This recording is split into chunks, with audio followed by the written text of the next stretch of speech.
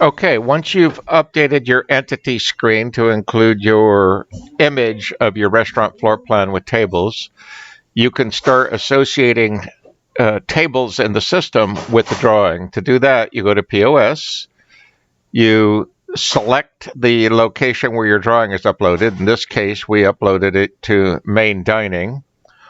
Then you right click to get to design mode. And once you're in design mode, you can right click again to select add widget, and you're going to add an entity button. That drops you over here, and I'm putting the entity buttons for the counter stations right now, the breakfast counter stations, and you can resize it by dragging the handles. But once you've got a good figure about what exact button size you're looking for, you can actually right click, go into properties, and set a specific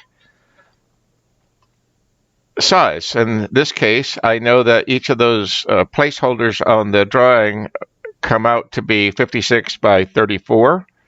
So I'm going to set that, and that's going to give me the exact size I need for one of those locations. And once I get it close, I can use the arrow keys on my keyboard to precisely position it. The next thing I need to do is right click again, go to settings, associate it with the entity that, in this example, entity table, which in this case would be C6. I want the caption to be the same, C6, and I'm setting my font size for these small locations to font size of 20.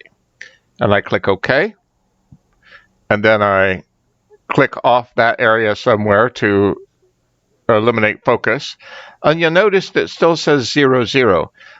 I figured out that it doesn't update to the new settings until you leave the screen and come back. Now, when you come back, it says what you expect it to say.